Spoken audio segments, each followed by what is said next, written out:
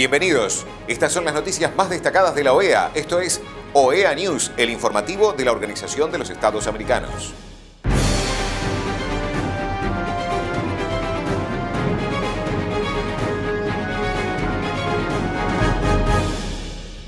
Es momento de compartir los títulos de las noticias más importantes que vamos a estar brindando a ustedes. Comunicado de la Secretaría General de la OEA sobre la situación en Venezuela. Consejo Permanente conmemoró aniversarios relacionados con el Sistema Interamericano de Derechos Humanos. Inauguración de la exposición del artista salvadoreño Rodolfo Oviedo Vega. Encuentro Secretario General y un nuevo observador permanente de Japón ante la OEA. La Secretaría General de la Organización de los Estados Americanos convoca a la comunidad internacional para impulsar justicia internacional por la comisión de crímenes de lesa humanidad en Venezuela. Las jerarquías del régimen dictatorial venezolano han planificado, instrumentado y ejecutado la realidad represiva que vive el país, el plan de prevalecer por la fuerza y la represión que encarcela, tortura y mata a menores de edad. Los responsables de estos crímenes deben ser detenidos por la justicia, que es la forma de detener el oprobio de la muerte y las violaciones de los derechos humanos que los tiranos usan contra su gente diariamente. Ello es competencia directa de la Corte Penal Internacional. El régimen sostiene esta ignominiosa sistematicidad represiva, basado en una política que requiere el aniquilamiento de la voluntad del pueblo, la destrucción de la conciencia democrática colectiva, para imponer la propia voluntad, y ha sostenido ese proceso sobre la base de la persistencia y continuidad en el tiempo de crímenes de lesa humanidad contemplados en el Estatuto de Roma. Las denuncias recurrentes y reiteradas reflejan asesinatos, deportación o traslado forzoso de población representada en la peor crisis migratoria de la historia de este hemisferio, la encarcelación política y otras formas de privación grave de la libertad física, en violación de normas fundamentales del derecho internacional, la tortura, las violaciones y otras formas de violencia sexual de gravedad comparable, la persecución de un grupo o colectividad con identidad propia fundada por motivos políticos y la desaparición forzada de personas. Por supuesto que hay personas que no reaccionan ante estos crímenes. Por supuesto que hay otros que trafican con la justicia para que la misma nunca se haga o para que la responsabilidad de los dictadores se diluya y, si es posible, se convierta en mercancía de cambio, o quienes solo condenan lo que ocurre pero sin exigir la responsabilidad que surge de ello. Sin embargo, estimamos que debemos tener otra dimensión de responsabilidad ante esta crisis de derechos humanos. La política de omisión de justicia ante las denuncias de víctimas y familiares de víctimas no puede ser la base de las soluciones que se quieren construir, no puede ser la base de la diplomacia que queremos ejercer. No podemos nunca ser indulgentes con los crímenes de los dictadores del presente, mientras queremos justicia, verdad, reparación y no repetición por los crímenes de los dictadores del pasado. Eso ya ni siquiera es doble estándar, sino directamente un patrón de omisión inaceptable. Todos debemos aspirar a la justicia para Venezuela. En este tiempo hemos visto cómo el régimen se ha burlado o ha engañado a sus interlocutores y a back channels, pero no ha podido burlarse del pueblo venezolano que una vez tras otra ha creado alternativas democráticas muchas veces de la nada prácticamente. Lo ha hecho a un costo altísimo de sufrimiento, de violaciones sistemáticas de los derechos humanos perpetradas por el terrorismo de Estado del régimen dictatorial venezolano. A ese pueblo, la comunidad internacional todavía le debe justicia. Presentación del secretario de Asuntos Jurídicos de la OEA, Jean-Michel Arrigui, en la conmemoración del 65º aniversario de la CIDH, el 55º aniversario de la adopción de la Convención Americana sobre los Derechos Humanos del Pacto de San José de Costa Rica y el 45º aniversario de la Corte IDH. Muchas gracias, señor presidente, representantes permanentes y observadores, señora presidenta de la Corte Interamericana, señora presidenta de la Comisión Interamericana, señor secretario general adjunto, colegas de la Secretaría General, señoras y señores. La Convención Americana sobre Derechos Humanos, adoptada en San José de Costa Rica en 1969, entró en vigor con la 11ª ratificación 9 años después, permitiendo así la elección e instalación de la primera Corte Interamericana de Derechos Humanos en 1979. Esta convención es el fruto de un largo proceso. Por décadas, antes de que ello ocurriera a nivel universal, el sistema interamericano veía la necesidad de cooperar en varios temas y sacarlos de la competencia exclusiva de los Estados para impulsar su defensa también desde el ámbito del derecho y de las instancias regionales. Democracia, derechos humanos son dos ejemplos de ello. Con la creación de las Naciones Unidas y el reconocimiento en su Carta de los acuerdos regionales como necesarios para el mejor logro de los propósitos universales, esta fue una propuesta de los países americanos que se incorporó como capítulo 8 de la Carta de las Naciones Unidas. Uno de estos desafíos que se planteó fue el de la promoción, protección y defensa de los derechos humanos. Es así como la 9ª Conferencia Americana, en 1948, al tiempo que constituía la organización regional, adoptaba la Declaración Americana de los Derechos y Deberes del Hombre, antes y más amplia, pero complementaria con la Declaración Universal. La Carta de la OEA incluyó, y era este un asunto regional, ya que no estaba incluido ni en la Carta Universal ni en otros tratados regionales, la democracia representativa como forma de gobierno para nuestros países, ya en 1948.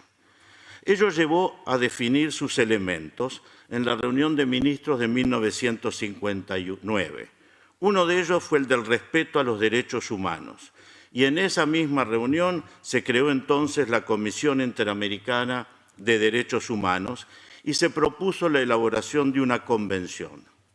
La Comisión se incorporó como órgano de la OEA al adoptarse su reforma de 1967, donde se reiteró que una Convención Interamericana sobre Derechos Humanos determinará la estructura, competencia y procedimiento de dicha comisión, así como la de los órganos encargados de esa materia. Procesos similares, aunque no vinculados a la democracia como uno de sus elementos, se daban a nivel universal y en otras regiones con la adopción y creación de tratados, comisiones y tribunales. El Comité Jurídico Interamericano, con el apoyo de la Secretaría Jurídica de la OEA, elaboró el proyecto de convención, al que se sumaron luego propuestas de Chile, Uruguay y de la Comisión.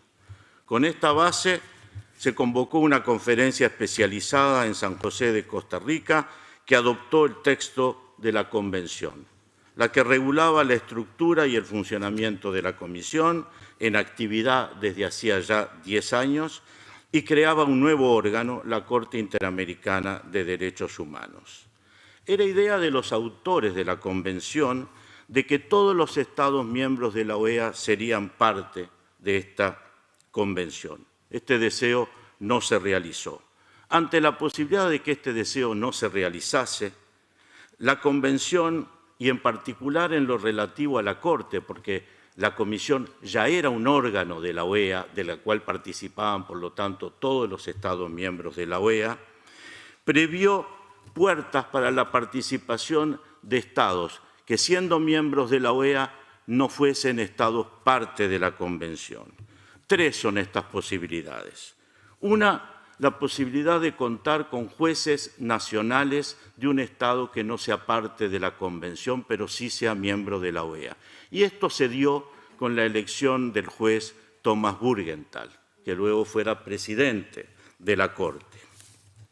La segunda posibilidad es la posibilidad que tienen los Estados que no son parte de la Convención, pero son Estados miembros de la OEA, de solicitar opiniones consultivas. Y la tercera participación de los Estados que no son parte de la Convención, pero sí de la OEA, es en la función que cumple la Asamblea General para velar por el cumplimiento de las sentencias de la Corte. Además, la Convención, como forma de facilitar la participación de los Estados, creó modalidades flexibles que, mediante declaraciones unilaterales, permite a los Estados adquirir mayores derechos, sobre todo en la participación ante la Corte. Los primeros años de funcionamiento de la Corte fueron difíciles.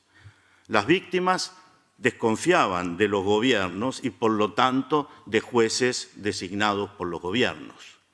Los gobiernos desconfiaban de los jueces que, en ejercicio de su independencia, los podían condenar. Hubo, por lo tanto, que, a nivel de la Corte y de la doctrina, hacer una muy fuerte tarea para la difusión, la educación e ir desarrollando una jurisprudencia muy fuertemente fundada en derecho, zanjando enfrentamientos doctrinarios entre jueces con muy fuertes personalidades, algunos decididamente positivistas y que interpretaban de forma estricta el texto de la Convención, y otros jueces que de orientación naturalista daban una interpretación extensiva a los derechos y las competencias. De ahí surgió una jurisprudencia que tuvo su impacto no solo en la región, sino que fue considerada por tribunales de otras regiones, en particular por la Corte Europea y en particular en materia de reparaciones a las víctimas y en lo relativo a los mecanismos para el seguimiento del cumplimiento de sentencias. El secretario general de la OEA, Luis Almagro, participó en la inauguración de la exposición del artista salvadoreño Rodolfo Oviedo Vega, de Orígenes a Horizontes, en el Museo de Arte de las Américas. La muestra destaca la importancia de la diplomacia cultural, el compromiso de los Estados miembros de la OEA con las artes y la rica y compleja historia de las Américas, dijo Almagro.